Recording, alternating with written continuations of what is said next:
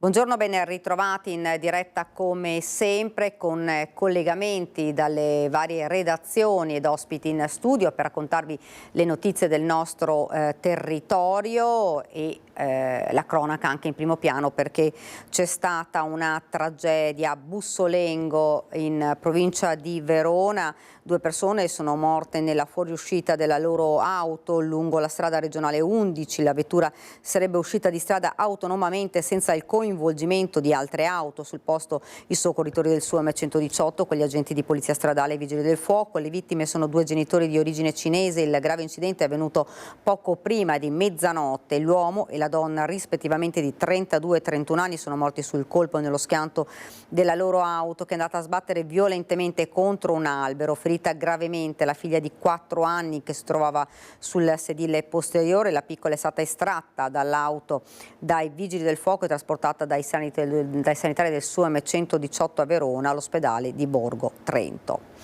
Ed ora invece parliamo di sicurezza a Treviso. Oggi c'è un vertice in prefettura e ce ne parla la nostra Anna De Roberto. Anna, buongiorno. Buongiorno Daniela, eccoci alle mie spalle, potete vedere già una gazzella dei carabinieri parcheggiata poco fa, erano 2, un po' più in là ci sono invece le volanti della polizia, vertice, comitato per l'ordine e la sicurezza che si tiene qui in prefettura tutti i giovedì, ma questo sarà un comitato particolare, un comitato importante all'indomani di quanto accaduto in via Castelmenardo, all'indomani dei diversi DASPO che sono stati emanati come provvedimenti da parte del questore Alessandra Simone, che sono provvedimenti di divieto di accesso a pubblici esercizi e a locali e che vengono, indirizzati ai soggetti che si rendono responsabili di creare momenti di tensione appunto all'interno dei locali. Quindi sono tante le misure che sono state messe a segno dalle forze dell'ordine e nel comitato si parlerà di questo e si parlerà anche della possibile istituzione di una zona rossa anche a Treviso. È quanto diramato dal Viminale. Le zone rosse in qualche modo vogliono circoscrivere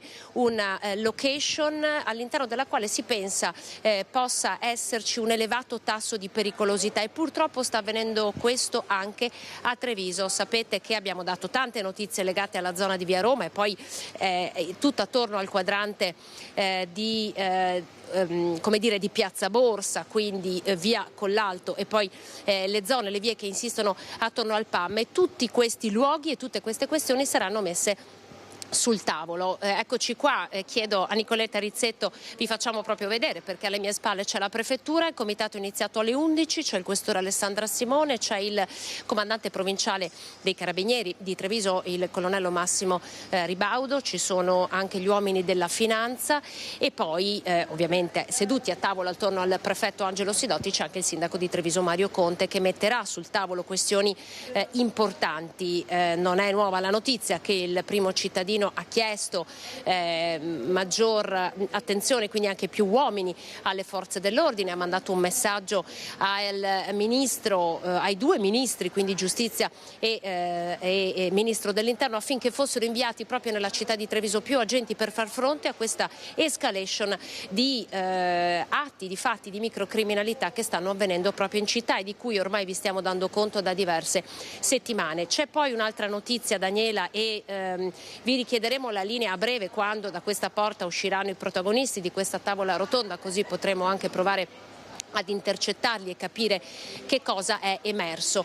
La notizia in più che vi possiamo dare è che in merito all'aggressione, alla rapina aggravata che c'è stata in via Veniere lo scorso 5 gennaio, era il 2023, un 23enne era stato accerchiato da 5 persone, 5 ragazzi, e derubato del portafogli e dell'iPhone. Ecco, il cerchio è stato chiuso, le indagini sono chiuse ed è stato preso anche il quinto ragazzo, mentre i primi 4 sono tutti maggiorenni, hanno tra i 20 e i 24 anni.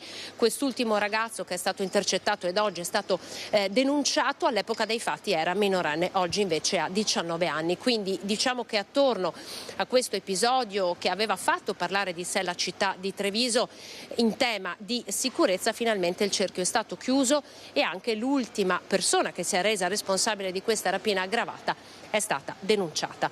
Restiamo qui fuori dalla prefettura in attesa di capire, insomma, se riusciremo a parlare con qualcuno. So che intanto avete mandato le immagini della nostra Nicoletta Rizzetto che ritraggono proprio le persone sedute attorno al tavolo.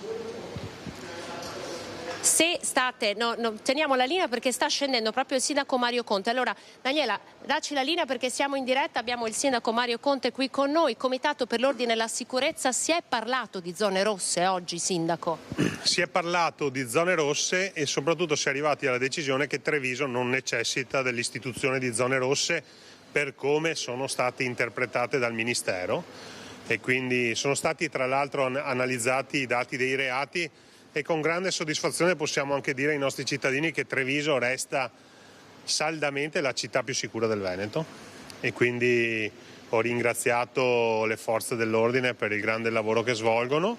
Ovviamente ci sono dei punti sui quali dobbiamo intensificare, agiremo sul regolamento comunale per estendere alcune zone ad alta sorveglianza dove verranno fondamentalmente intensificati i controlli, alcune vie del centro e alcune zone in alcuni quartieri, però non c'è la necessità di istituire zone rosse, quelle intese dal Ministero, ed è stato fatto anche un'analisi corretta sulla base dei dati reali di quella che è la situazione della sicurezza della nostra città, con grande soddisfazione per il lavoro svolto dalle forze dell'ordine e dalla polizia locale. Quali zone, quali vie?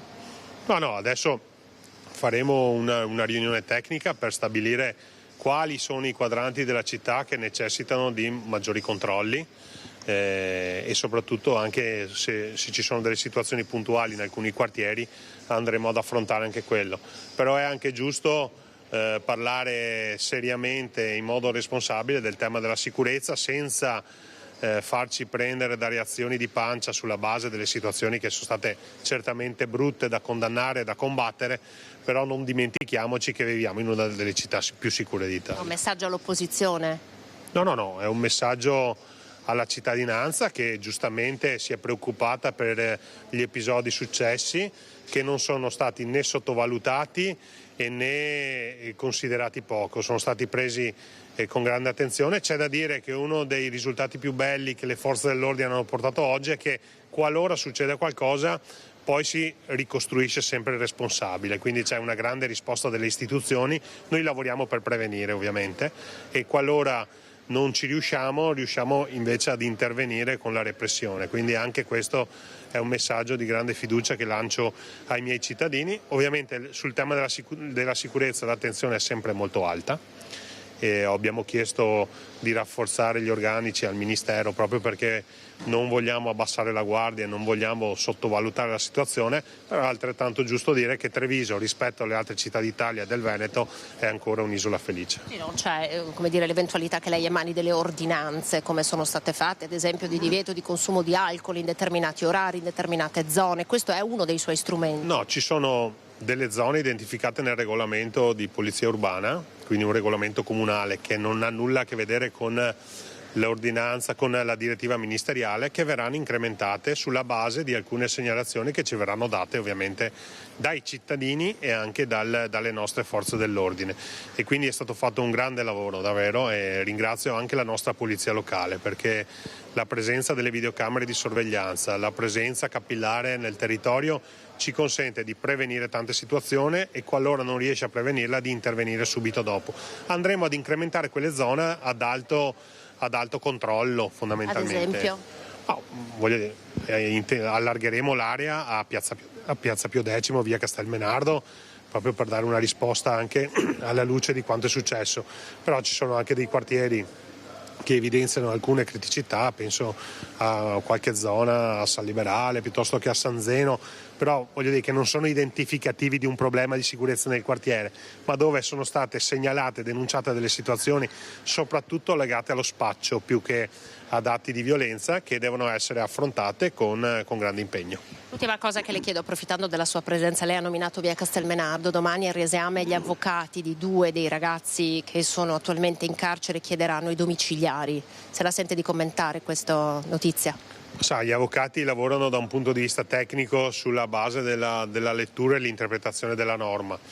Io credo che quando c'è un ragazzo di 22 anni che ha perso la vita, parlare di domiciliari a meno che tecnicamente non ci siano le condizioni, io preferisco parlare di carcere, di galera per coloro che sono i responsabili. Però ripeto, il lavoro degli avvocati lo lascio fare agli avvocati, penso che l'opinione pubblica voglia giustizia e coloro che sono i responsabili di questo atto di violenza, questo omicidio, devono finire in galera. Grazie. Prossimo comitato? No, nei prossimi giorni, o credo la settimana prossima, ci troveremo per mettere a fuoco questi quadranti di città da inserire nel regolamento comunale, che non vuol dire che siano quadranti più insicuri, vuol dire che però sono state evidenziate delle criticità tendenzialmente legate allo spaccio che meritano di essere attenzionate. Grazie a voi. Ecco Daniela, hai visto, abbiamo avuto un po' la fortuna di riuscire a intercettare il sindaco di Treviso che ha chiarito, no? Nessuna zona rossa a Treviso, ma a delle zone che saranno inserite all'interno del regolamento comunale. A questo punto noi vi restituiamo la linea e attendiamo insomma che escano gli altri protagonisti del comitato. Grazie davvero, grazie Anna De Roberto, grazie anche a Nicoletta Rizzetto. Ovviamente se ci saranno ulteriori novità noi ci ricollegheremo con voi. Ora andiamo a Padova e parliamo di aggressioni al personale sanitario. Ne abbiamo parlato davvero tante volte nelle nostre edizioni, in più episodi, un po' in tutta la regione, e al via da oggi una nuova campagna dell'azienda ospedaliera di Padova e ce ne parla Chiara Gaiani in diretta con Andrea Benetti. Chiara, buongiorno.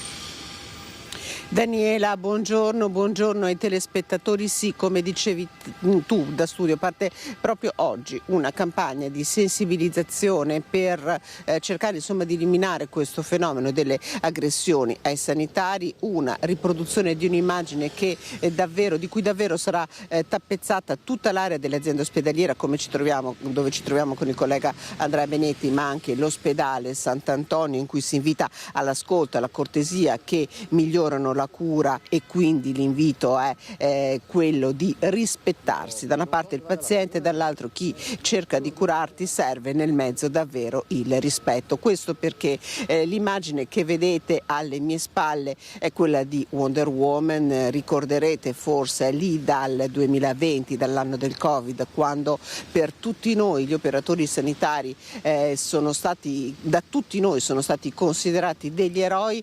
Da quel tempo sembra davvero siano passati tanti anni, tanto che la cronaca delle aggressioni rivolte a loro nei pronto soccorso, ma anche nei reparti di degenza o più banalmente negli studi medici, è davvero all'ordine del giorno, come dicevi. La storia dell'immagine riprodotta in questo grande poster, di cui appunto saranno tappezzati i pannelli luminosi, ma anche appunto, come dicevo, l'ingresso dei reparti, è molto bella, perché pensate, è un quadro che è stato donato al direttore generale dell'azienda ospedaliera di Padova, Giuseppe Dal Ben, da una paziente trapiantata che è stata ricoverata e curata all'interno. Proprio per ringraziare tutti gli operatori della gentilezza, questa paziente ha voluto far dono di questo quadro al direttore generale. Proprio l'immagine riprodotta da questo quadro, quindi un medico, un operatore sanitario con la mascherina, sembra una donna molto gentile con un modo affabile, è diventata l'immagine di questa campagna di sensibilizzazione. Ti do un dato in chiusura: solo fino a settembre dello scorso anno 2024 erano state oltre 1800 le aggressioni avvenute nei vari studi, reparti, ospedali agli operatori sanitari, un trend in aumento rispetto a quanto accaduto nel 2023, un trend di cui ricordiamo anche degli episodi insomma di cui anche noi ci siamo occupati, come quello del 2 novembre scorso nell'ospedale di Cittadella, o quello più recente all'interno di Abano. Allora noi ripercorriamo nel servizio con cui vi lascio quanto è accaduto in questi ultimi mesi nei vari ospedali del Veneto. Ringrazio per la collaborazione tecnica Andrea Benetti, poi da Padova la linea può tornare allo studio. È il 2 novembre quando un 34enne di Cittadella armato di coltello entra in ospedale e semina il panico, ferendo un infermiere, un medico e un carabiniere. Sta per colpire a morte un'altra dipendente, ma viene bloccato da un collega e da un militare. Il bilancio, pur nella drammaticità degli eventi, è contenuto. L'epilogo infatti poteva essere peggiore se il carabiniere e l'infermiere non avessero bloccato in tempo il violento. Madonna beata,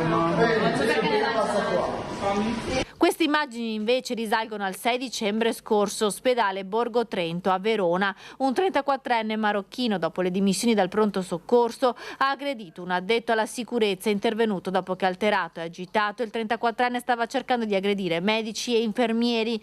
L'ultimo episodio di violenze contro i sanitari risale allo scorso 3 gennaio, ancora una volta nel Padovano, nella casa di cura di Abano Terme. Un 24enne senza fissa dimora, alterato dagli stupefacenti, ha aggredito un vigilante e un operatore sociosanitario intervenuto per impedire che il ragazzo colpisse a pugni altri medici e pazienti in attesa nell'area verde del pronto soccorso. Questi gli episodi più eclatanti avvenuti negli ultimi 2 mesi, ma della violenza fisica e verbale dei pazienti sono vittime spesso i medici di famiglia. Nel Padovano a fine dicembre inoltre un medico è stato censurato dall'ordine dopo aver insultato e minacciato il personale del pronto soccorso di Schiavonia che stava assistendo un suo collega amico. E noi continuiamo con la cronaca, ci spostiamo a Vicenza e torniamo a parlare del 32enne morto dissanguato nel suo appartamento. La ferita fatale al culmine di una lite, si indaga per omicidio, fermata la fidanzata che ha confessato: mi ha aggredito con il coltello, mi sono difesa. Svolta nelle indagini relative alla morte di Kelly Egbon, il 32enne nigeriano trovato morto dissanguato nel suo appartamento a Schio nella notte dell'Epifania. Disposto il fermo per la compagna 36enne connazionale indagata per omicidio pluriaggravato.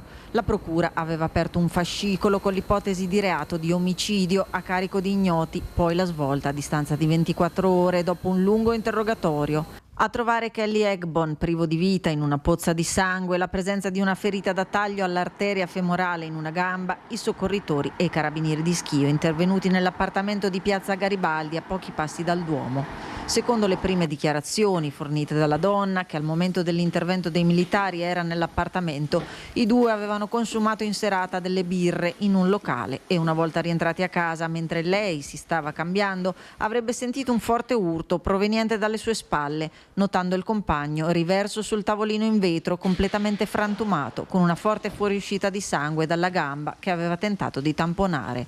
Versione che non avrebbe convinto gli inquirenti. Il medico legale, in seguito al sopralluogo, ha confermato la presenza sul corpo della vittima di un'unica lesione sulla coscia e la conseguente emorragia, riconducibile però ad un'arma da taglio e non a frammenti o cocci di vetro. I militari nell'appartamento avevano trovato all'interno del cassetto della cucina una lama separata dal manico, sporca di sangue, compatibile con la lesione. Ieri il lungo interrogatorio e alla fine la confessione da parte della donna, che ha ricostruito l'accaduto dicendo che al culmine di una lite l'uomo, con precedenti in materia di droga, in stato di ebbrezza l'avrebbe aggredita colpendola con degli schiaffi e poi tentando di colpirla con il coltello, ma senza riuscirci. Di qui, nel tentativo di difendersi, avrebbe afferrato il coltello, poi la colluttazione, la ferita alla gamba rivelatasi fatale. A quel punto la telefonata ad un conoscente della vittima, poi avrebbe riposto l'arma nel cassetto in attesa dell'arrivo dei soccorsi. Confessione che andrebbe a coincidere con gli accertamenti svolti. La donna è stata portata in carcere a Verona. Ed ora andiamo subito alla Presidenza del Consiglio, dove sta parlando il Presidente Giorgia Meloni in una conferenza stampa alle domande dei giornalisti. Sentiamo una piccola parte, ha parlato anche di terzo mandato, ha parlato anche del Presidente Zaia. E poi ha attaccato anche Farage difendendo una figura cospirazionista come Robinson. Insomma, un problema politico anche a guardare i giornali di oggi europei c'è con Musk e lo ha sottolineato anche in modo molto netto Macron. Io le chiedo qual è la sua posizione su questo. Non crede che ci sia anche un tema di allarme giustificato visto il ruolo così vicino a Trump e così anche interno alla fine all'amministrazione americana? Non crede che questo sia un problema e comunque qual è la sua posizione su questo? Scusi, aggiungo anche se Musk ha avuto un ruolo nella liberazione di Cecilia Sala, visto che i genitori e la famiglia sembra che si sia rivolta a lui. Se ha avuto un ruolo non ne ho notizia. Dopodiché, per quello che riguarda, appunto, le ingerenze, allora io penso che dobbiamo ricondurre le cose nell'alveo nel quale si trovano. Elon Musk è una persona molto nota e molto facoltosa che esprime le sue posizioni. Di questo allo stato attuale noi stiamo parlando. Piacere, non piacere, posso essere d'accordo, possono essere d'accordo nel merito delle posizioni che esprime, ma stiamo parlando di questo. E quando di fronte a questo mi si dice un pericolo, ingerenza, sovranità, pericolo per la democrazia, eccetera, io devo segnalare che non è il primo. Cioè di persone note e facoltose, mi faccia finire, di persone note e facoltose che esprimono le loro opinioni, e io ne ho viste parecchie, spesso le esprimono contro di me. Non mi ricordo che qualcuno si sia scandalizzato. Dov'è il problema eventualmente? Il problema sarebbe, ed è, quando delle persone facoltose utilizzano quelle risorse per finanziare in mezzo mondo partiti, associazioni, esponenti politici, per condizionare le scelte politiche degli stati nazionali. Questo non lo fa Elon Musk. Elon Musk ha finanziato la campagna elettorale del suo paese, del suo candidato, in un sistema nel quale, tra l'altro, segnalo che è abbastanza comune. Ma non mi risulta che Elon Musk finanzi in giro partiti, associazioni o esponenti politici. Questo lo fa, per esempio, George Soros. E sì, io la considero una pericolosa ingerenza negli affari degli stati nazionali e nella sovranità degli stati nazionali. Questa sì. Però, quando è accaduto, mi si è parlato di filantropi. Allora, il problema è che Elon Musk è, diciamo, influente e ricco, o che Elon Musk non è di sinistra? Cioè, scusate, perché io capisco che cos'è ingerenza, e esprimere le proprie opinioni è ingerenza fino a un certo punto. Ripeto, può piacere, può non piacere, io posso anche non condividere alcune cose, ma non è una cosa diversa.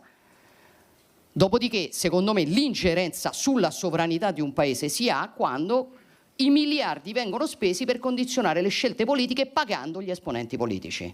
E questo purtroppo è accaduto da noi in passato e nessuno si è stracciato le vesti. Così come è accaduto, perdonatemi anche qui, che altri, diciamo, alcuni di questi miliardari censurassero la gente sulle loro piattaforme, compreso il presidente, l'allora, diciamo, presidente degli Stati Uniti non rieletto, Donald Trump. E andava bene, ma quella è un'ingerenza sulla democrazia o non è un'ingerenza sulla democrazia? Allora cerchiamo di rimettere le cose nel loro alveo, perché io francamente quelli che fino a ieri dicevano che esponenti della grande finanza che spesso scommettono contro gli stati nazionali, che finanziano esponenti di associazioni politiche, va bene, è filantropia. Se una persona che non è delle stesse idee dice le sue idee senza finanziare partiti ed associazioni, perché segnalo che io non prendo soldi da Elon Musk, per cui le elezioni, ho tutto rispetto, da quelli che semmai li hanno presi da George Soros, insomma, anche no, con tutto il rispetto. Quindi, francamente, io, ripeto, d'accordo o non d'accordo, ma questo pericolo per la democrazia non lo vedo. Può essere... Poi ci ricollegheremo ovviamente per sentire ancora la Presidente del Consiglio. Noi andiamo avanti e torniamo nei temi locali, andiamo a Venezia, dove è stato arrestato ed espulso un tunisino che da 5 anni commetteva reati a Mestre. Nel 2019 aveva evitato l'espulsione per un inghippo burocratico. Il Comitato Mala Movida di Venezia fa il punto della situazione, ce ne parla il nostro Filippo Fois. Filippo, buongiorno. Sì, buongiorno Daniele, buongiorno ai telespettatori di Antenna 3. Partiamo dall'espulsione, che è stata un'espulsione rapidissima, in questo caso di questo giovane tunisino, ma questo giovane tunisino doveva già essere espulso 5 anni fa, nel 2019. Appena arrivato in Italia, poco più che maggiorenne, si era subito distinto, prima per aver aggredito un sedicenne per rubargli 20 euro. Pochi giorni dopo aveva collezionato già il secondo arresto mentre perché minacciava le forze dell'ordine, ricordando quello che era appena accaduto a Trieste, dove due poliziotti avevano perso la vita in una sparatoria. E infine aveva collezionato un terzo arresto perché era stato fermato anche a dicembre del 2019, quindi pochi giorni dopo, mentre stava malmenando dei connazionali. Era tutto pronto per la sua espulsione, però l'inghippo burocratico è che mancava il medico medico legale. C'era bisogno del parere di un medico legale, non poteva andare bene quello del carcere, non poteva andare bene il medico della polizia, per cui a questo giovane alla fine era stato consegnato un foglio di via in cui gli si chiedeva di lasciare l'Italia entro una settimana. Ovviamente non l'ha fatto ed è stato fermato nuovamente a Mestre l'altro giorno mentre girava per via Cappuccini e via Fogazzaro con un coltello di 34 centimetri, ripeto, una lama di 34 centimetri, per cui stiamo parlando veramente di un oggetto ingiustificabile, quasi una spada. E erano le ore della Movida, naturalmente noi siamo in compagnia di Martina Zennaro, che è del direttivo del Comitato Danni da Movida, perché comunque anche a Venezia, oltre che a Mestre, si sono registrati degli accoltellamenti, delle presunte violenze sessuali, per cui diciamo che il vostro comitato ha dovuto fronteggiare anche questi temi di cronaca nera. Sì, buongiorno a tutti. Allora, il comitato si è costituito un anno fa, perciò abbiamo da poco festeggiato il primo nostro anniversario e siamo più di 100 soci con una pagina Facebook di 630 persone che ci seguono e quotidianamente noi diamo aggiornamenti, informazioni, facciamo pubblicare gli articoli che scriviamo assieme ai giornalisti. Sicuramente la mala movida si lega con la violenza e con le risse e con gli accoltellamenti. È successo. Anche Venezia è una piazza di spaccio.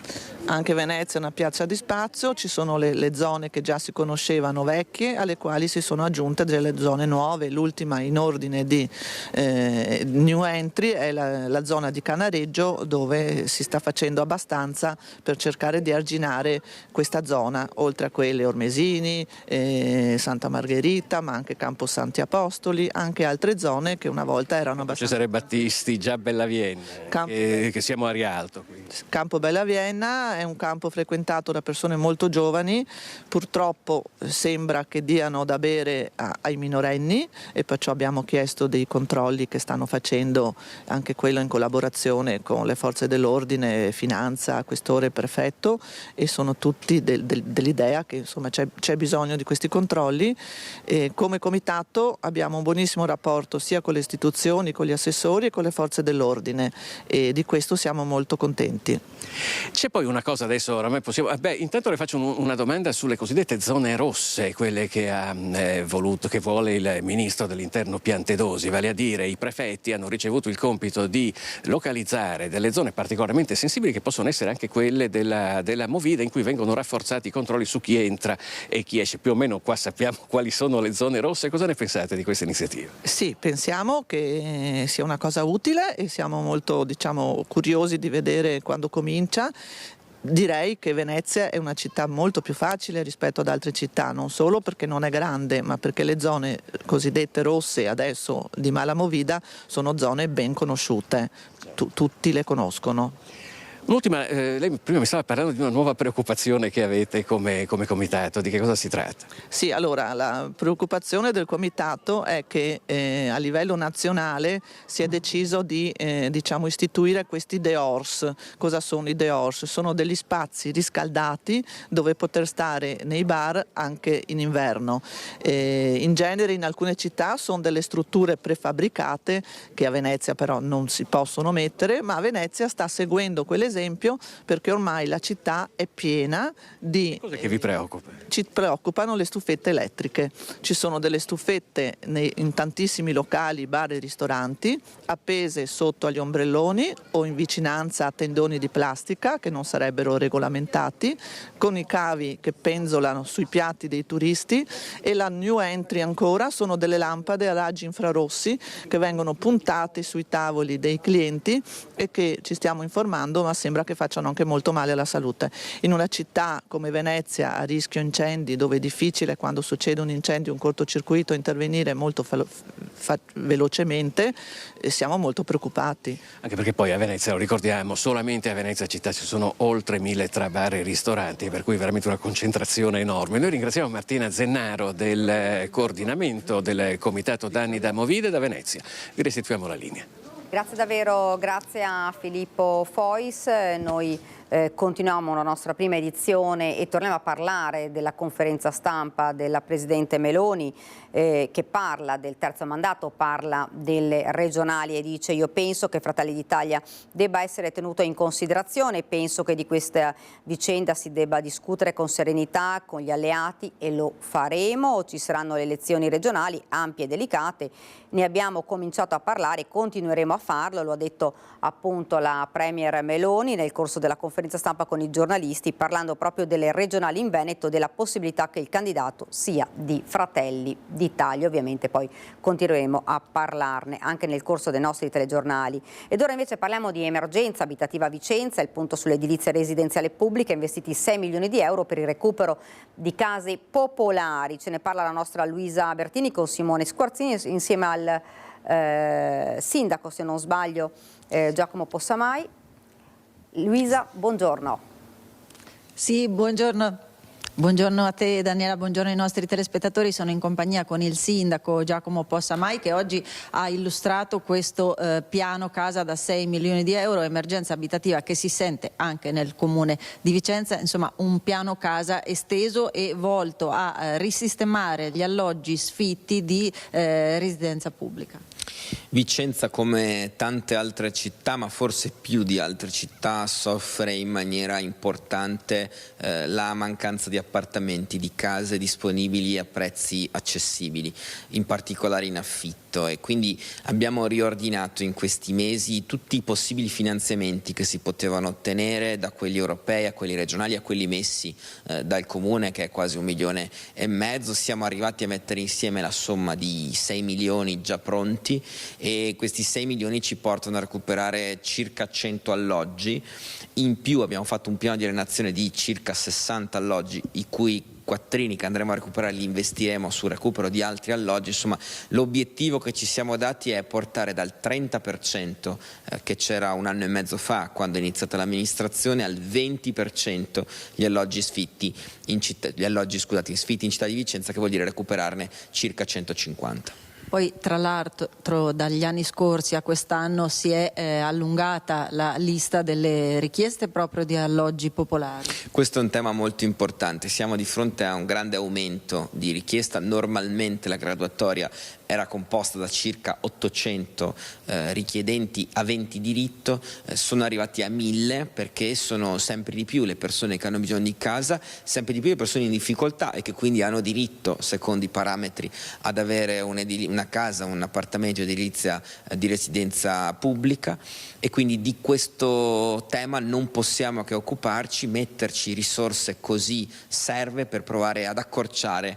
quella graduatoria, a dare una risposta a tantissime famiglie che sono in grandi difficoltà. E poi tra l'altro state facendo anche un pressing sovracomunale, perché altri comuni come voi risentono di questa tematica, di questo tema, e quindi state facendo anche manifestazioni a Roma, insomma avete anche partecipato insieme ad altri comuni, ricordo Padova e Verona. È proprio vero, cioè questo è un tema che tocca tutte le città, che tocca tantissimo, soprattutto le aree urbane, ma in realtà ormai anche la provincia, le province venete, le province del nostro paese, e quindi c'è un'alleanza tra comuni nel chiedere al governo una particolare attenzione, perché oggi il tema della casa è il primo che mette in difficoltà le famiglie, gli affitti, le bollette, quindi tornare a un grande piano di edilizia residenziale pubblica, tornare a dare appartamenti a chi ne ha bisogno è importantissimo. Nel frattempo però noi facciamo tutto quello che possiamo e cerchiamo di sistemare quelli che abbiamo.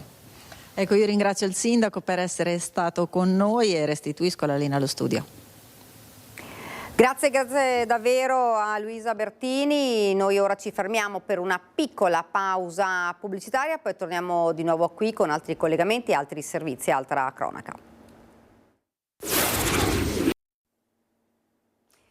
Rieccoci nuovamente in studio, continuiamo con la cronaca e andiamo a Vicenza, nel Vicentino, dove c'è stata un'operazione della Guardia di Finanza, esattamente a Rossano Veneto, in un laboratorio tessile dove sono stati trovati 10 lavoratori in nero. Blitz della Guardia di Finanza in un laboratorio tessile di Rossano Veneto, scoperti 10 lavoratori in nero, di cui 6 clandestini. È finita nei guai una ditta individuale avviata nel mese di marzo del 2024 e gestita da una cittadina di nazionalità cinese, sottoposta a controllo da parte delle Fiamme Gialle del gruppo di Bassano del Grappa, in collaborazione con l'Ispettorato Territoriale del Lavoro di Vicenza e lo Spisal. All'interno del laboratorio sono stati identificati 10 operai privi di regolare contratto di lavoro, cinesi e pakistani, di cui 6 sono risultati privi di permesso di soggiorno. Per loro è scattata la denuncia per ingresso e soggiorno illegale nel territorio nazionale. L'attività del laboratorio è stata sospesa per l'impiego di personale in nero in misura superiore al 10% del totale presente in azienda e per le carenze relative alla documentazione prevista in materia di sicurezza sul posto di lavoro. La titolare è stata denunciata per aver occupato alle proprie dipendenze lavoratori stranieri extracomunitari clandestini. La ditta dovrà anche pagare una maxi sanzione di 30.000 euro.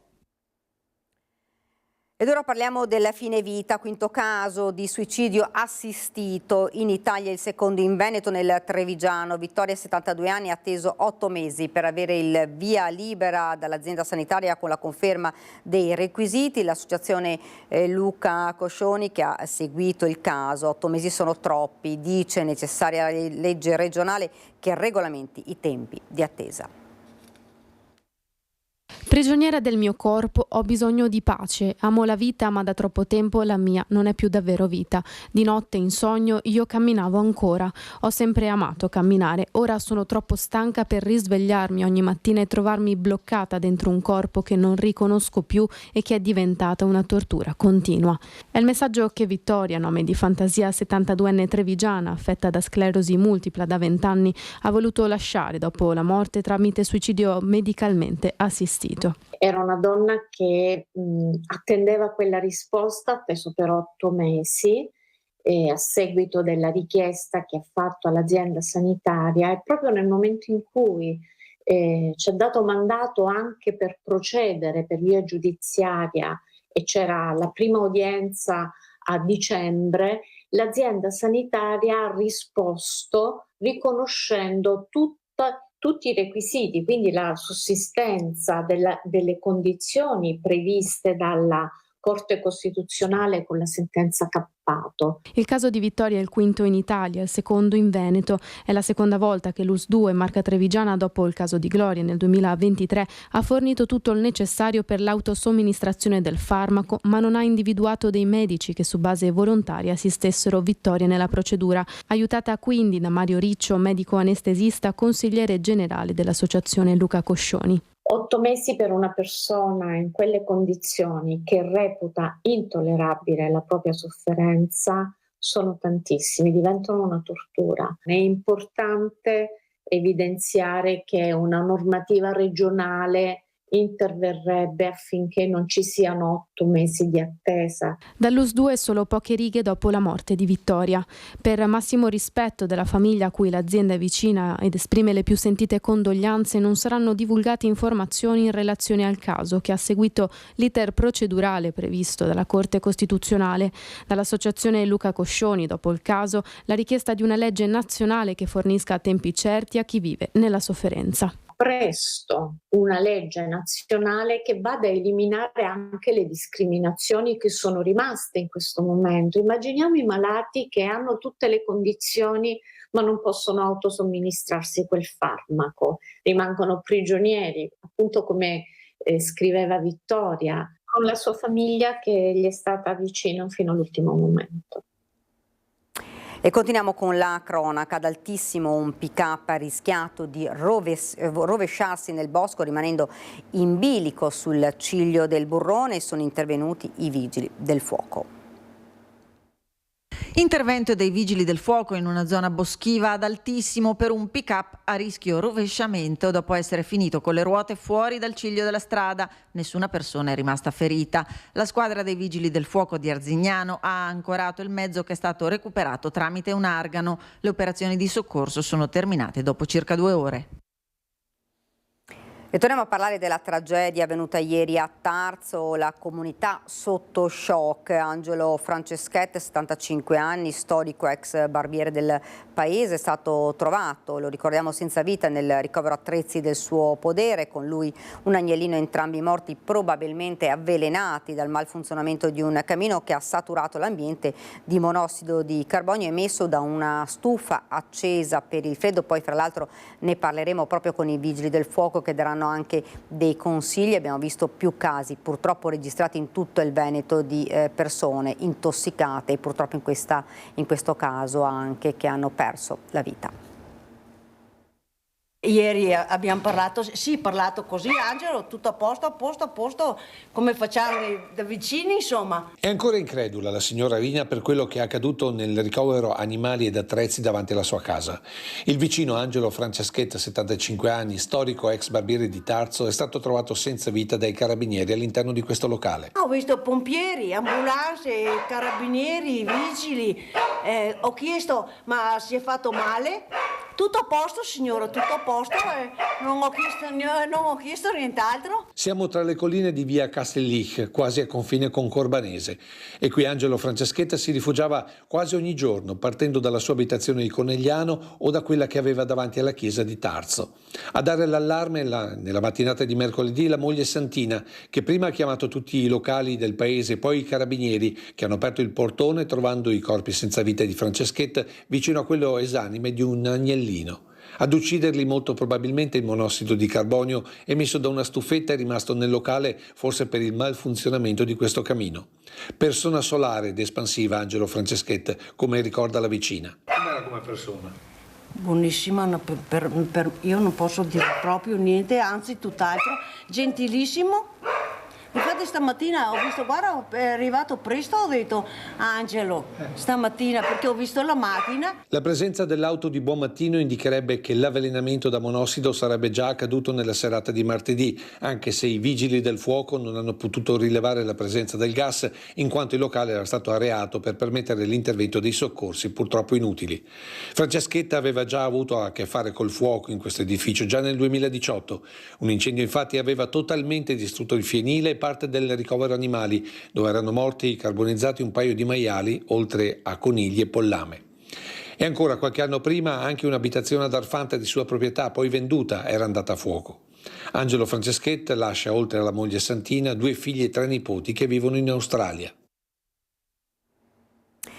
E andiamo a Trieste, perché una palazzina è stata evacuata, 8 persone all'ospedale proprio per l'esalazione di monossido di carbonio. Un altro episodio anche a Trieste, questa volta in un condominio di via Torrebianca. Sentiamo.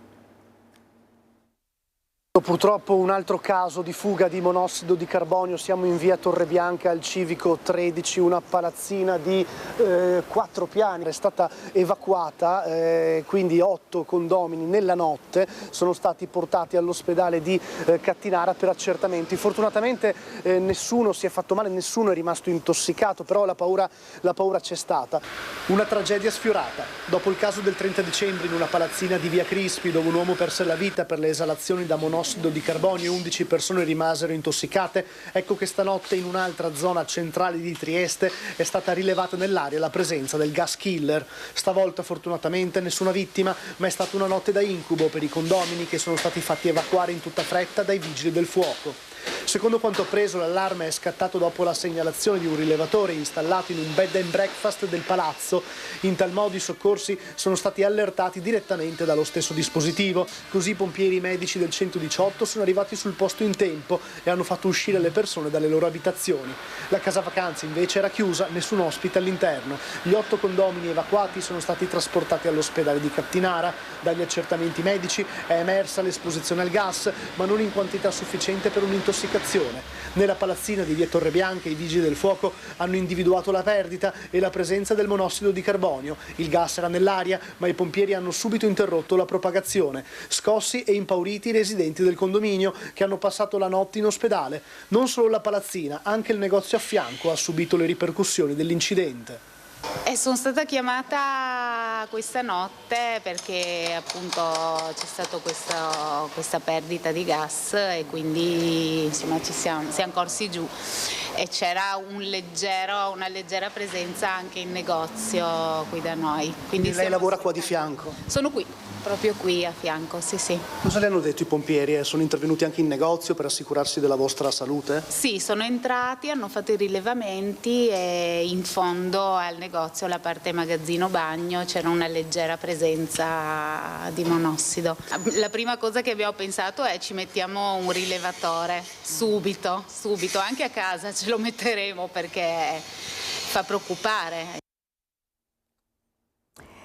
E continuiamo con la cronaca, ci spostiamo nel Trevigiano. Voleva incontrare a tutti i costi l'ex fidanzata e per questo si è presentato alla porta dell'abitazione della donna. Qui ha prima aggredito un 33enne che ha cercato di impedirgli l'accesso in casa e poi i carabinieri intervenuti per calmare i suoi bollenti spiriti. Si è concluso con l'arresto da parte dei militari del nucleo radiomobile di Treviso. Il blitz è tentato da un 39enne di origine nordafricana e lo scorso 7 gennaio in una zona residenziale di Preganziole. Lo straniero residente in provincia di Treviso, già noto alle forze dell'ordine, era evidentemente in uno stato alterato, forse da alcol o droga. Una volta arrivato a casa dell'ex fidanzato, il 39enne ha malmenato il 33enne che aveva tentato di bloccarlo, quindi l'intervento dei militari che lo hanno fermato e poi lo hanno arrestato. Questa dunque la notizia. Andiamo a Selva di Cadore per un'altra notizia che riguarda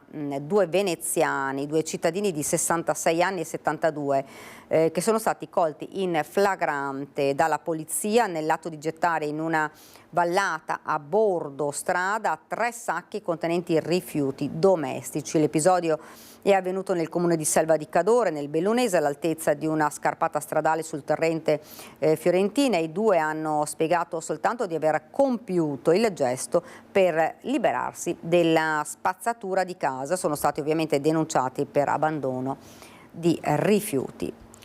E sempre cronaca, ma questa volta in provincia di Padova, anzi a Padova, perché 3 ladri albanesi arrestati durante un furto in un appartamento a Padova. Nella loro abitazione è recuperata refurtiva di precedenti colpi. Non ha ignorato quell'uomo accovacciato sul balcone della vicina di casa, non ha fatto finta di nulla ma ha chiamato la polizia facendo arrestare 3 ladri albanesi. La reazione pronta di una residente di via Bernardi a Padova ha permesso di fermare una banda di predoni. L'arresto sabato sera, quando la polizia arriva sul posto, nota subito un ragazzo fermo in strada, il palo della banda che tenta di avvisare via telefono i complici che invece si trovano all'interno dell'appartamento dove sono stati bloccati dalla pattuglia della polizia e dei carabinieri. Incappucciati e con i guanti per non lasciare impronte, stavano cercando di fuggire attraverso il cortile, ma sono stati raggiunti dopo un breve inseguimento. In tasca cacciaviti, gioielli in oro e 250 euro in contanti appena rubati. Portati in questura sono stati identificati. Si tratta di 3 cittadini albanesi di 21, 22 e 28 anni, domiciliati a Padova, il più giovane con precedenti. Nelle abitazioni di 2 di loro sono stati recuperati una decina di orologi e qualche oggetto di bigiotteria che potranno consentire agli investigatori di risalire ad altri furti commessi dalla stessa banda nelle scorse settimane. Si tratta del 3° gruppo di ladri albanesi fermati in poche settimane dalla polizia di Padova. Sempre dal Padovano, in aumento le truffe agli anziani. L'ultimo allarme arriva da San Giorgio in Bosco, dove gli episodi sono stati 2 in pochi giorni. Fate attenzione, l'invito del sindaco. Le truffe agli anziani sono in aumento, lo certificano i dati dei carabinieri che dicono che le denunce sono aumentate nel 2024 dell'86% rispetto all'anno precedente. In questi giorni alcune segnalazioni arrivano da San Giorgio in Bosco, nell'Alta Padovana, tanto che il sindaco Nicola Pettenuzzo ha lanciato l'allarme sui social avvisando i cittadini di fare attenzione ai falsi carabinieri al telefono. 2 i casi che sono stati segnalati in questi giorni, con i malviventi che dall'altro capo del filo si spacciavano per carabinieri fingendosi il comandante della locale stazione, anche se a San Giorgio in Bosco non c'è la caserma dell'Arma. Il sindaco ricorda di non fornire mai informazioni sensibili al telefono, anche se i truffatori sono molto aggressivi, arrivando addirittura a minacciare l'interlocutore. L'appello alla cittadinanza del sindaco Pettenuzzo è quello di segnalare subito al 112 o alle autorità competenti questi casi. Bilancio dell'attività 2024 per il Comando Provinciale dei Carabinieri: in aumento le denunce per violenza di genere, ma anche quelle che coinvolgono minorenni. Crescono i reati, cresce il numero dei denunciati, è quanto emerge dal bilancio 2024 dell'Arma dei Carabinieri. A fronte di oltre 38.000 servizi di controllo in tutta la provincia di Padova, spicca per numero l'aumento delle denunce che coinvolgono minorenni, 379 nel 2024, più di una al giorno, a cui si aggiungono 29 arresti, un fenomeno da arginare con un ampio lavoro di prevenzione. Registriamo da parte dei minori diversi casi di furti, ma anche di rapine su strada, spesso ai danni dei coetanei. Ripetiamo, nella provincia di Padova non abbiamo riscontrato la presenza di baby gang strutturate con dei ruoli, con un'organizzazione gerarchica ben precise. Si tratta insomma di gruppi di giovani che spesso si aggregano per commettere dei reati, che hanno dei problemi probabilmente legati proprio agli aspetti di socialità, degli aspetti relazionali. Ad aumentare sono anche i reati di genere. Sara, Giada e Nicoletta sono 3 le donne uccise dai compagni arrestati nel 2024, ma i casi seguiti dai carabinieri sono stati quasi 900, con una crescita del 45%. Sono dati che io trovo anche in parte positivi, perché da una parte c'è un'emersione del fenomeno, soprattutto da parte delle donne che sono maggiormente invogliate a denunciare. Vuol dire che la legislazione che è vigente funziona, è efficace e consente soprattutto di mettere in sicurezza la vittima, quindi adesso uscire di casa non sono più le vittime ma sono i maltrattanti. I dati parlano anche di un aumento del 120% degli incidenti stradali mortali, con 22 vittime. Presenti anche le specialità dell'Arma. I carabinieri del NAS hanno lavorato su diversi fronti, da un imponente sequestro di fitofarmaci all'ispezione in 3 asili nido per arrivare ai bed and breakfast abusivi. C'era questa prolificazione di questi alloggi brevi che sfruttavano anche i cittadini, magari mettendo meno prezzo rispetto a chi ha l'autorizzazione, quindi con queste norme magari c'è anche una normativa in più che permette di fare controlli più mirati e quindi avere anche delle misure più restrittive per far rispettare le regole. Sul fronte del lavoro, oltre 200 le ispezioni dei carabinieri del NIL, il nucleo Ispettorato Lavoro di Padova. Nel mirino la sicurezza delle attività e il lavoro in nero. Su una 360 aziende ispezionate, circa un terzo risulta irregolare, di cui 93 in nero. Ed ora andiamo a San Giorgio di Nogaro, perché è stato chiuso alle 10:30 di oggi l'ingresso allo svincolo di San Giorgio lungo l'A4. Sentiamo perché ce lo dice, vediamo il collegamento se ce lo abbiamo. Il nostro inviato, eccolo qui, buongiorno. Buongiorno. Sì, eccoci, buongiorno. Siete collegati in diretta con il casello autostradale di San Giorgio di Nogaro, territorialmente sotto il comune di Porpetto, dove intorno alle 10:30 di questa mattina è venuto questo incidente, per fortuna diciamo subito senza feriti. Un mezzo pesante che stava sopraggiungendo dopo aver percorso la variante alla strada provinciale in arrivo dalla zona industriale Aussa Corno, si stava immettendo in autostrada per raggiungere poi il porto di Monfalcone. All'improvviso il mezzo si è reso ingovernabile, l'autista non ha potuto fare altro che fermarsi, come potete vedere, insomma, abbattendo le strutture del casello di entrata delle due corsie preferenziali. Per fortuna, ripetiamo, non ci sono feriti, solo danni strutturali, sia l'ingresso Telepass sia quello tra parentesi riservato agli altri al momento chiusi. Dunque chi deve entrare in autostrada dall'area del San Giorgino e raggiungere Trieste o Udine da una parte o Venezia dall'altra non lo può fare, deve giocoforza utilizzare gli ingressi di Palmanova o Latisana. Il tutto, ripetiamo, intorno alle 10:30. Le cause sono al vaglio, potrebbe anche trattarsi di un cedimento strutturale meccanico del trattore stradale.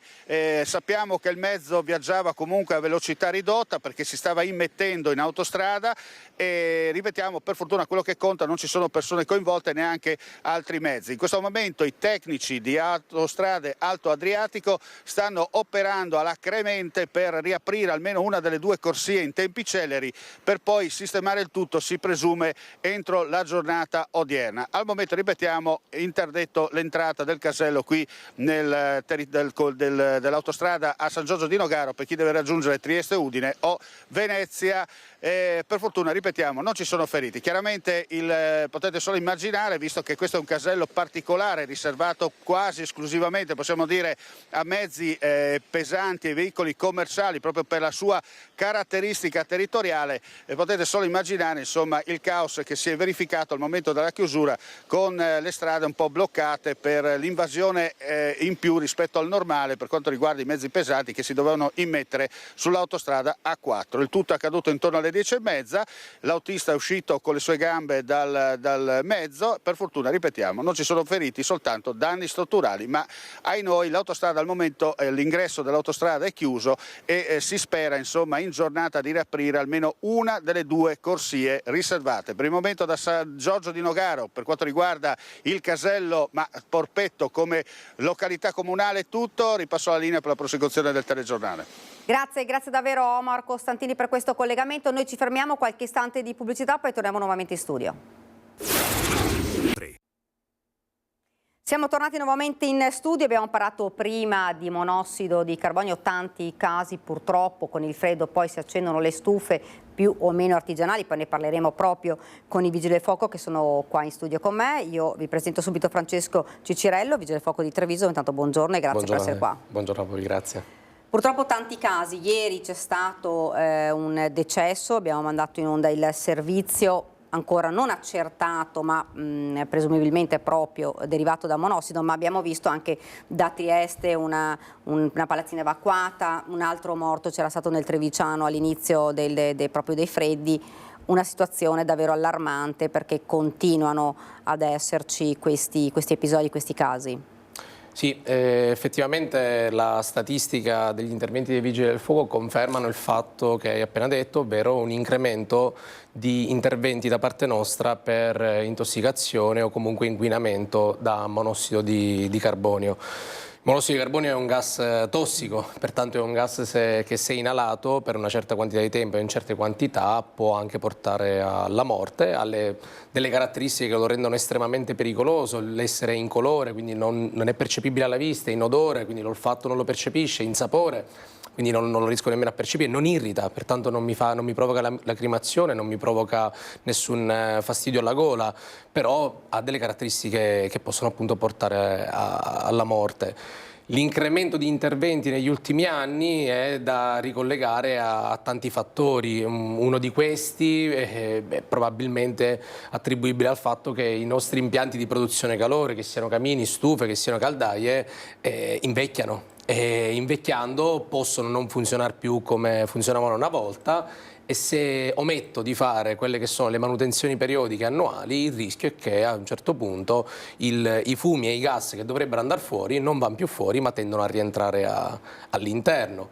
In secundis c'è il fatto che le nostre case sono sempre più ermetiche. Le nostre case oggi, con l'obiettivo di consumare il meno gas possibile per riscaldare casa, tendono a tenere tutto dentro, e il tenere tutto dentro fa sì che tu, se non hai adeguata areazione, come quelle famose bocchette che abbiamo nei nostri locali, o addirittura talvolta qualcuno li va anche a tappare perché entra freddo, sì è vero entra freddo, però cambia un po' l'aria all'interno, se non hai una situazione di questo tipo rischi di trattenere tutto dentro. Le vecchie case avevano gli spifferi, spifferava tutto e quindi cambiava l'aria. Ecco, parliamo però di apparecchiature, stufette obsolete, oppure anche comunque stufe anche di ultima generazione, voglio dire, perché a volte magari c'è stata una mancata manutenzione, oppure un'installazione potrebbe anche esserci, esatto, sì, magari sì, diciamo è una situazione comunque difficile poi da tenere sotto controllo anche per i cittadini, perché qualcuno diceva vabbè, ma io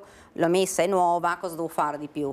Beh sì, l'hai messa è nuova, il cittadino chiaramente, il privato cittadino acquista o comunque fa acquistare quella che può essere una caldaia verosimilmente o una stufa, o si fa realizzare chiaramente un camino, È chiaro che questa installazione deve essere effettuata da ditte specializzate, da ditte che fanno questo e che appunto possono rilasciare anche le dovute certificazioni del caso.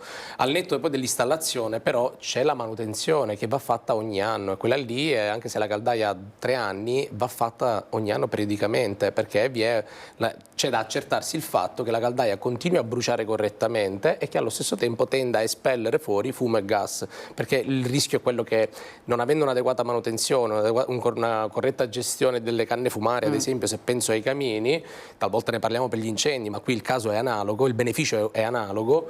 Non avere un'adeguata pulizia fa sì che questi gas, invece di uscire, tendono a rientrare, ed essendo impercettibili alcuni, come il monossido, tu ne sei perfettamente a contatto diretto. Ecco, una volta che fuoriesce il monossido, si riesce a capire quanto tempo una persona può avere per riuscire a mettersi in salvo? Le tempistiche non sono semplici, perché dipende tanto dalla quantità di monossido che viene liberata all'interno del locale. Si parla di 20-30 minuti su apparecchiature ordinarie, quindi per fenomeni ordinari. Come detto, non si può percepire, però diciamo che all'intossicazione di monossido si associano dei sintomi, quindi si può effettivamente capire se c'è qualcosa che non va. Tipo quali? Giramento di testa, perdita dell'orientamento, sensi di nausea, addirittura anche vomito, però poi parliamo già di un'intossicazione un pochettino più spinta, stanchezza, debolezza, fiacchezza proprio a livello generale. È chiaro che spesso questi sintomi sono perfettamente analoghi alla stanchezza giornaliera. Noi torniamo a casa dopo una giornata di lavoro, chi non è stanco, chi non ha sonno e chi non ha. Se però in una stanza siamo in 6 e tutti abbiamo gli stessi sintomi, dobbiamo alzare un attimino un campanello di allarme e dire probabilmente qui c'è qualcosa che non va. Tra le altre cose, quindi ecco, la prima cosa da fare qual è? Appunto, stavo appunto per dire, si può immediatamente areare il locale. Se areeggiando il locale si percepisce comunque che in parte la situazione tende lentissimamente a migliorare, si può comunque associare questo. Chiaramente bisogna immediatamente interrompere quello che è il funzionamento della stufa piuttosto che del camino o della caldaia o quello che sia, e a quel punto chiamare soccorsi, 115 e 118, il 118 per assistenza sanitaria e il 115 per una verifica di quelli che sono i locali e accertare che effettivamente ci sia stata una fuoriuscita di monossido da uno degli impianti di produzione. Ecco, perché voi poi arrivate e riuscite immediatamente a percepire e capire se c'è stata una fuga da monossido? Allora, noi, come anche il personale 118, siamo dotati di rilevatori di gas e tra i gas che rileviamo vi sono appunto il monossido di carbonio. È chiaro che nel momento in cui arriviamo, se il locale è stato fortemente areato, perché magari i vicini, piuttosto che i carabinieri o altro, hanno fatto un intervento prima per chiaramente portare soccorso alla persona, è chiaro che si fa fatica a percepire se in quel momento c'è ancora monossido. Ciò che però tendenzialmente facciamo, una volta che le persone sono state magari portate all'ospedale e quindi l'abitazione o il locale è tutto per noi, possiamo riattivare l'impianto e verificare se effettivamente c'è un innalzamento dei livelli di monossido. Se c'è un innalzamento è chiaro che a quel punto possiamo confermare il fatto che c'è stata una macchia, c'è un impianto di produzione calore che non funziona più correttamente e chiaramente a quel punto diffidiamo il proprietario all'utilizzo di quell'impianto fin tanto che venga effettuata la regolare manutenzione e vengano ripristinate le condizioni di sicurezza. Ecco, lei diceva c'è stato un aumento di chiamate, soprattutto poi quando è arrivato il freddo, che ovviamente tutti hanno messo in funzione i riscaldamenti, ecco, le caldaie. Sì, il fenomeno è chiaro che è associato a quello che sono gli impianti di produzione calore, camini, stufe e caldaie, che prevalentemente funzionano in maniera spinta anche durante il periodo invernale. D'estate, comunque nei mesi un pochettino più caldi, è un fenomeno estremamente residuale, perché sì, è pur vero che si può produrre monossido dal piano cottura, però è molto complicato. Certo. Un consiglio che do in generale è guardare il colore della fiamma. Il colore della fiamma blu dei nostri fornelli è sintomatico del fatto che la combustione, quindi quel fuoco, sta avvenendo in maniera corretta e pertanto i prodotti della combustione sono abbastanza regolari. Qualora la fiamma non dovesse essere più blu, significa che magari c'è un problema nell'impianto e potrebbe esserci una produzione di monossido un po' fuori controllo. Ecco. Quindi di che colore potrebbe essere la fiamma? Dovrebbe tendere al giallo. Ecco, quindi una tendenza non più al blu, ma essendo un po' meno performante, quindi tendendo al giallo, è sintomatico del fatto che c'è un problema nella combustione, qualcosa non va più. Presumo che tutti noi che abbiamo fornelli a casa abbiamo la fiamma blu. La fiamma non blu può significare qualcosa. Ecco, Quante chiamate avete ricevuto in questo periodo? Allora, vedevo appunto ieri delle statistiche da dicembre, perché consideriamo dicembre un mese iniziale, siamo arrivati a circa quasi 30 chiamate dal 1° di dicembre per intossicazione e inquinamento, quindi parliamo di uno e dell'altro, non soltanto interventi in cui tutte le volte le persone sono state accompagnate all'ospedale o altro. È quasi uno al giorno praticamente, è un poco meno. È un numero elevato a livello nazionale, idem, ma la cronaca è piena a livello nazionale, Firenze scorse 2 settimane fa, Trieste, i numeri ci sono e ripeto è probabile che tanto sia da associare anche alla tipologia di case che abbiamo oggi, estremamente ermetiche, che hanno il vantaggio chiaramente di trattenere il calore, lo svantaggio però di avere un ricircolo dell'aria particolarmente basso. Tra le altre cose, agli occhi di tutti, insomma, l'aspetto, non dico la crisi economica, ma gli elevati costi dell'energia fanno sì che talvolta i cittadini tendano a utilizzare soluzioni di fortuna, soluzioni estremamente artigianali. La più pericolosa e la peggiore in assoluto è il bracieri fatti in casa. Questi qua sono praticamente estremamente pericolosi, nonché vietatissimi, anche perché la brace, a differenza dell'incendio con fiamma, produce molto più monossido, pertanto il rischio è estremamente più amplificato. Ricordo anni fa un intervento che talvolta dei colleghi che un po' di anni fa mi raccontarono, un'abitazione in cui trovarono 7 corpi senza vita di extracomunitari. Tendenze, magari culture o abitudini tipiche di alcune culture che appunto cucinano e con lo stesso brace scaldano, e quelle sono situazioni. E purtroppo ci sono ancora persone che utilizzano questo sistema per scaldarsi e per cucinare. Spesso per ragioni economiche. Certo. Spesso per ragioni economiche lo si fa perché comunque la legna è gratis, per così dire, mi scaldo in casa, tengo le finestre così il fumo va un po' via, poi la sera spengo le fiamme, mi tengo la brace calda, non sapendo però che quella brace bruciando sta producendo monossido, io ho chiuso le finestre, il monossido mi rimane lì e la mattina non so se mi sveglio. Qualcuno dice, ma per cercare di essere un po' più sicuro, un po' più anche rassicurato, perché insomma dopo questi casi, tanti abbiamo visti purtroppo non solo nel Trevigiano di intossicazione, qualcuno dice ci sono dei sistemi, degli apparecchi che si possono attaccare che rilevano che in circolo c'è il monossido piuttosto che un altro. Sono efficaci? Allora, Questa è la prima domanda. Un qualcosa in più. È chiaro che noi li abbiamo, strumentazione professionale, certo, alto costo, ma è professionale.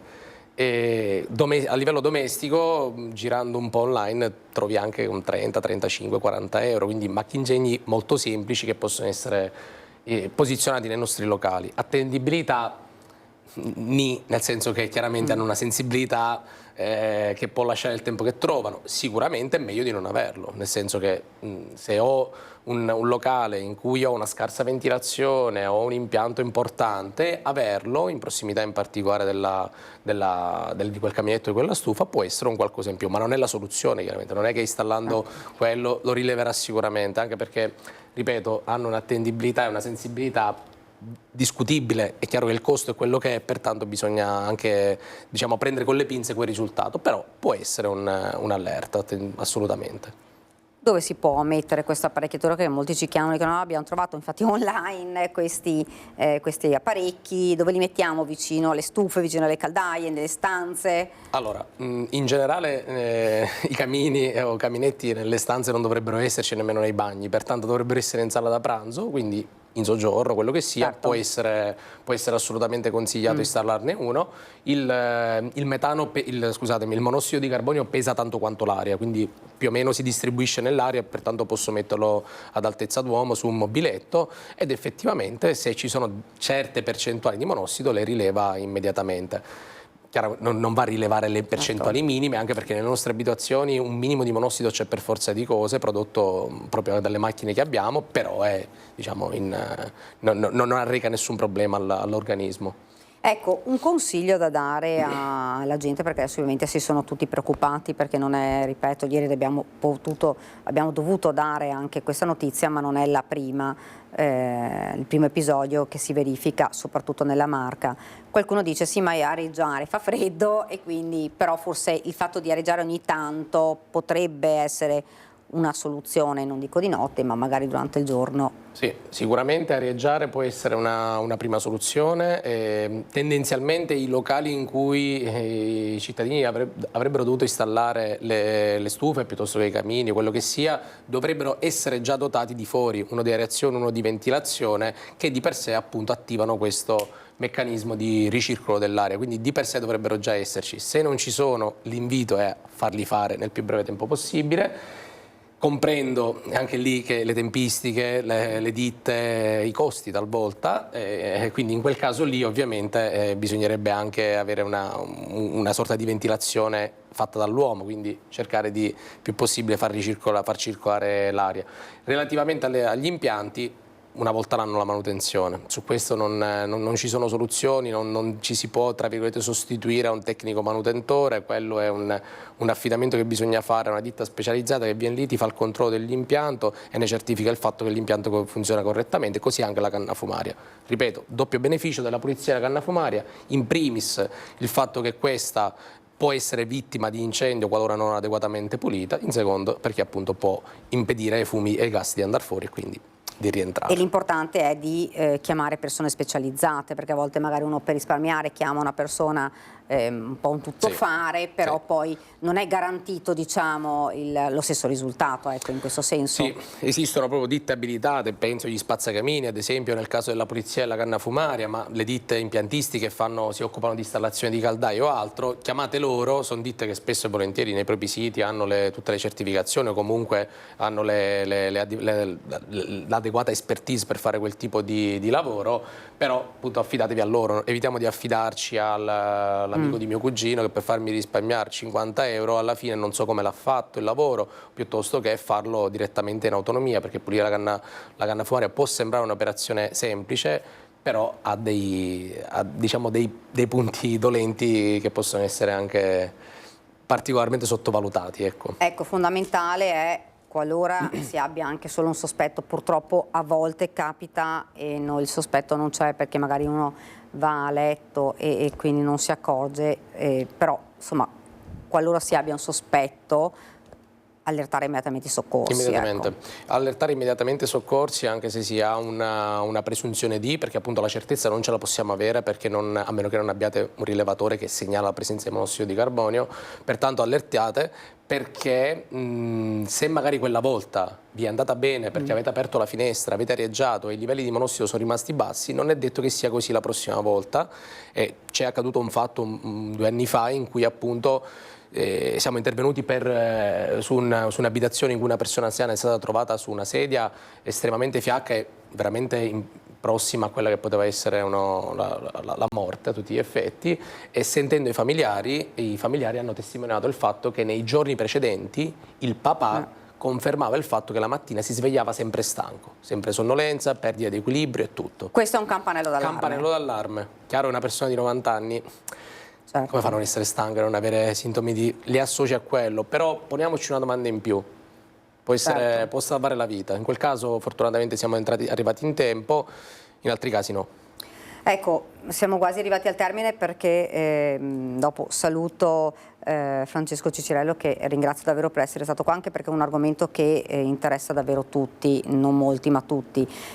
Come Vigili del Fuoco voi non c'è una stagione, siete sempre in prima linea e sempre operativi 24 ore su 24, davvero, tra incidenti stradali, purtroppo questi episodi di monossido, incendi, cioè non avete una tregua, ecco. Ahimè no, ahimè il nostro lavoro, la prontezza immediata e l'operatività continua ci porta a essere praticamente sempre presenti in tantissimi scenari. È un momento dell'anno particolarmente impegnativo, mediamente stiamo facendo il doppio degli interventi di quelli che sono la media annuale, un po' più degli anni precedenti, sono sincero, guardavo proprio le statistiche, e molti di questi appunto legato a canne fumarie, legato a impianti di produzione calore, soccorso persona, monossido di carbonio, in quantità veramente elevata. Quindi sì, Diciamo che il messaggio e l'invito alla cittadinanza è forte ed è frutto dell'esperienza diretta, perché i numeri parlano chiaro.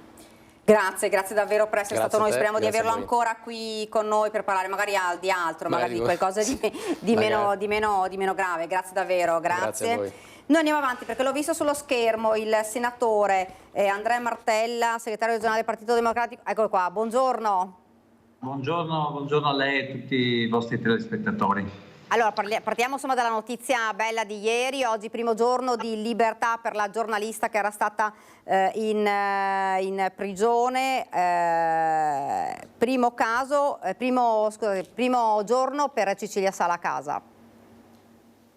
Davvero una notizia bellissima quella che abbiamo appreso ieri, la liberazione di questa nostra qualificatissima giornalista che può è ritornata nel nostro paese ai suoi affetti, ai suoi colleghi. È stata una decisione, una liberazione che davvero si è svolta con il concorso di tutti, naturalmente a cominciare dal Presidente della Repubblica, che già nel suo messaggio di fine anno aveva dato priorità alla liberazione di Cecilia, una liberazione che si è potuta svolgere grazie al lavoro che ha fatto il governo, a tutta l'intelligence, il corpo diplomatico e anche la coesione delle forze politiche, tutte quante, che in un momento delicato come questo hanno saputo fare squadra. Credo che sia anche molto importante ancora una volta ribadire che i giornalisti non possono mai essere oggetto di scambio, che la libertà di informazione e la libertà di stampa è un principio fondamentale che garantisce la coesione di un paese, e quindi la liberazione di Cecilia anche da questo punto di vista è molto importante.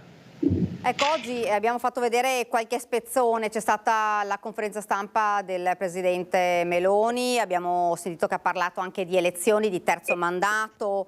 Non so se possiamo insieme vedere proprio velocemente una piccola parte di quello che ha detto sulle elezioni, anche perché riguardava anche il Veneto. Lo vediamo insieme velocemente così lo possiamo commentare subito. Si valutano le possibilità di una sorta di election day, non quest'anno ma la prossima primavera, per riallineare le scadenze dopo la pandemia, sia soprattutto sul Veneto, dove Matteo Salvini ha già detto che chiederà per la Lega la candidatura. Lei pensa che sia Fratelli d'Italia a dover esprimere la candidatura in Veneto? Grazie. Io penso che quella di Fratelli d'Italia sia un'opzione che deve essere tenuta in considerazione, ovviamente. Penso che su queste vicende però si debba discutere con grande serenità con gli alleati, ed è quello che faremo. Ci saranno diverse elezioni regionali ampie quest'anno, importanti, delicate, e quindi noi abbiamo già cominciato a parlarne con Matteo Salvini, con Antonio Tajani, con gli altri, e continueremo a farlo. Non penso che su questo, non me ne vorrete, diciamo, il dibattito per il tramite della stampa aiuti, perché alla fine, come abbiamo sempre fatto, valutiamo su ogni regione, insomma, quelle che sono le condizioni migliori e su quelle operiamo. Chiaramente l'obiettivo per noi è soprattutto vincere le elezioni, cercare di diciamo, dare ai cittadini di queste regioni quella che crediamo sia la proposta migliore. Però io ragiono così, ecco, non ho mai amato e non lo faccio adesso, neanche adesso, il fatto che ci si dica per il tramite della stampa io. Non è il modo giusto di procedere, secondo me, quindi penso che ne parleremo prima noi e poi, se riusciremo, lo comunicheremo alla stampa una volta che lo abbiamo deciso. Senatore, insomma, quello del terzo mandato comunque è uno degli argomenti che ovviamente toccava anche il Veneto, e non solo, è uno degli argomenti di cui si sta discutendo di più. Beh, mi pare che la Premier nella conferenza stampa abbia anticipato quello che oggi deciderà il Consiglio dei Ministri, cioè il governo impugnerà la legge della Campania, e questo significa che anche per il Veneto finisce la telenovela di Zaia, non sarà più possibile parlare di un ulteriore mandato, perché nel momento in cui il governo impugna una legge che prevedeva ulteriori mandati dopo il secondo, non ne può fare sicuramente un'altra per il Veneto e per Zaia, che peraltro di mandati ne ha già fatti 3. Quindi mi pare che, come diciamo da tempo, anche in Veneto finisca un ciclo politico. Mi pare anche abbastanza stucchevole che il presidente Zaia continui a tentare di rimanere appeso a future decisioni della Consulta che potrebbero mettere in discussione la decisione che oggi prende il governo. Non so cosa farà la Consulta, ma la decisione del governo di impugnare quella legge è molto chiara. Noi da tempo, mi darete atto, da mesi, forse da anni, diciamo che chi svolge un ruolo esecutivo eletto direttamente dal popolo ha in sé un tale potere che 10 anni, nel caso di Zaia già 15, per esercitare quel potere sono sufficienti, quindi c'è bisogno di ricambio e di alternanza. Penso che si vada in una direzione giusta, che finalmente fa chiarezza anche in Veneto. Non ci potrà essere un altro mandato per Zaia e si aprirà un nuovo ciclo politico, anche perché questo è esaurito e si sta esaurendo anche piuttosto male. Ecco, io vorrei toccare un altro degli argomenti che riguarda invece però tutto il Veneto, ma la Marca in particolare, perché oggi, senatore, c'è stato un vertice in prefettura Treviso, si parla di sicurezza, si parla di zone rosse, dicevano Treviso non ha bisogno di zone rosse, però sta di fatto che a Treviso ci sono stati davvero tantissimi episodi di baby gang, di aggressioni, rapine, furti, e purtroppo molti sono proprio minorenni i protagonisti di questi fatti. Sì, è assolutamente un fenomeno che dobbiamo affrontare seriamente con politiche incisive ed efficaci, quindi è necessario che ci sia più controllo del territorio, più forza dell'ordine, maggiore capacità di intervenire per contrastare episodi di criminalità che molto spesso riguardano anche i giovani, come lei ha ricordato. E da questo punto di vista vorrei dire che questo governo, che ha fatto spesso della sicurezza la propria priorità, meglio la propria arma di propaganda, su questo terreno sta fallendo. Sta fallendo perché è sotto gli occhi di tutti che i risultati non ci sono e che soprattutto non ci sono quegli interventi che possono favorire un maggiore controllo del territorio, cosa che deve avvenire soprattutto con il potenziamento delle forze dell'ordine, che svolgono un lavoro encomiabile, ma che sono ancora in un numero esiguo, ridotto, e quindi il governo da questo punto di vista deve fare di più. Naturalmente questo è un fenomeno che va contrastato non solo con la repressione, ma anche con interventi di carattere sociale, con interventi di carattere educativo, che hanno a che fare con le politiche della famiglia, con le politiche della scuola e con quelle politiche che possono prevenire quel disagio che possa portare poi alla criminalità. Ecco, sembra una frase fatta, ma i cittadini chiedono anche e soprattutto una certezza delle pene, perché purtroppo questa è una delle problematiche più discusse anche in questo periodo. Sì, non c'è dubbio che quella della certezza della pena, cioè tu fai un reato, hai una pena, quella pena la devi scontare, è qualcosa di molto importante che va ribadito e confermato, molto spesso va attuato e realizzato.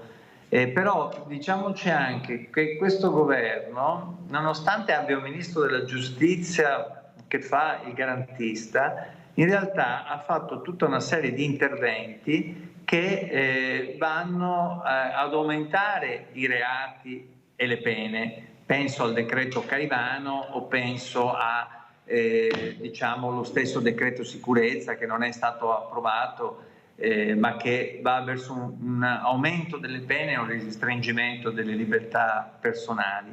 Ecco, questo tipo di politica non è che sta producendo dei risultati, perché vediamo le carceri che sono piene e molto spesso comunque le pene non vengono del tutto scontate e la percezione e la sicurezza dei cittadini non è aumentata. Quindi c'è qualcosa da fare di più serio e di più incisivo rispetto alla propaganda o a aumentare il numero dei reati in maniera diciamo spropositata. Ecco, molte città chiedono un potenziamento di forze dell'ordine, alcuni del rientro anche dell'esercito in alcune zone. Assolutamente sì, per questo dicevo prima il governo non sta facendo abbastanza sulla sicurezza. Molte città, molti comuni, indipendentemente da diciamo, le forze politiche che li amministrano, chiedono proprio questo. Per rendere le nostre città più sicure ci vuole un complesso di interventi, anche di carattere urbanistico, anche di rigenerazione urbana, anche di illuminazione, di maggiore qualità della vita dal punto di vista anche sociale ed economico, ma la prima cosa che è necessaria è quella di potenziare le forze dell'ordine che possono controllare questo territorio e far sentire i cittadini sicuri. Ecco, questa è una priorità e lo è per noi del Partito Democratico in maniera assoluta, contrariamente al governo che ne fa un'arma di propaganda e alle forze del centrodestra, ma poi non riescono a produrre risultati. Senatore, un'ultima domanda. Ieri insomma un caso che ovviamente diventa nazionale, non solo che riguarda il Veneto, è un nuovo caso di suicidio assistito. Non è il primo, lo sappiamo, è il quinto nel Veneto. Sì, non è il primo come lei ha detto, tutto questo ci deve sempre far ricordare di quanto sia necessaria una legge nazionale da questo punto di vista per dare una uniformità a tutto il nostro paese rispetto a quelli che sono i diritti dei cittadini e rispetto a questa fattispecie. Purtroppo anche qui, voi sapete, nel passato si erano tentate la strada anche di scelte legislative di carattere nazionale che poi non si sono fatte, anche perché il centrodestra anche su questo punto si è rotto. Vi ricorderete che Zaia fu mandato in minoranza. Ma ciò che è necessario fare è una legge a livello nazionale che valga su tutto il nostro territorio, perché adesso c'è solamente la sentenza della Corte Costituzionale. Ci stiamo provando seriamente proprio al Senato da mesi. Da mesi abbiamo presentato le nostre proposte di legge, ne abbiamo chiesto la calendarizzazione, il centrodestra sta facendo melina perché questo tema non lo vuole affrontare, ma sbaglia perché non affrontando questo tema si ledono i diritti dei cittadini. Senatore, io la ringrazio. Grazie a voi. Grazie senatore, buon lavoro. Grazie. Grazie, noi siamo arrivati davvero al termine di questa diretta. Vi ricordo che verso le 14 sarà il film Segreti e bugie. Io ringrazio Antonio Esposito e Alberto Pivetta per averci seguito in regia per tutta questa ora e mezza. E ringrazio voi telespettatori di averci seguito. L'appuntamento per la prima edizione è sempre per domani. Grazie davvero, arrivederci.